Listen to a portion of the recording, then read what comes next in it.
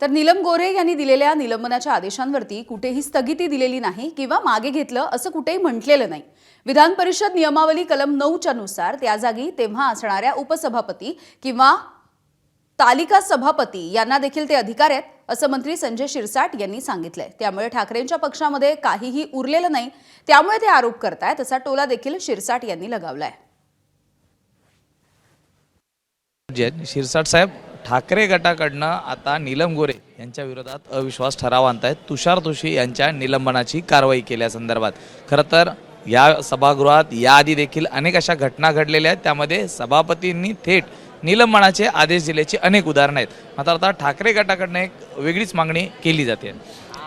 बघा, सभापतीच्या चेअरवर उपसभापती असेल या सभापती असेल, तालिका उपसभापती सभापती असेल, यांना हे संपूर्ण अधिकार असतात।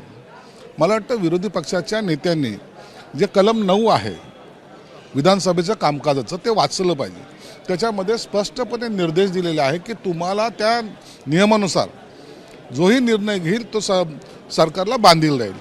म्हणून त्या अनुषंगानं निलमताईंनी घेतलेला तो निर्णय आहे आणि त्याची अंमलबजावणी करणं हे सरकारचं काम आहे। याआधी आपण पाहिलं तर भाई जगताप यांना ज्यावेळी मंत्रालयाच्या गेटवर अडवलं होतं आणि त्यावेळी पोलिसांची हुज्जत झाली होती, त्या प्रकरणात देखील असेच आदेश निलंबनाचे देण्यात आले होते। वसंत डावखरे असताना त्यांनी देखील अधिकाऱ्यांच्या गैरवर्तनाबद्दल हे आदेश दिले होते। मग आता तुषार दोषींचा संदर्भात दिलेले आदेश हे कायम राहणार की अद्याप राम शिंदेंनी त्यावरती ते स्थगित ठेवल्याचं याबाबत अधिकृत कुठेही आलेलं नाही आहे, मात्र ते स्थगितच राहणार? नाही, तसं नसतं। एकदा सभापतीने किंवा उपसभापतीने घेतलेला निर्णय त्याची अंमलबजावणी करण्याचं काम हे सरकारचं असतं। सरकारचा प्रमुख कोण? तर मुख्यमंत्री।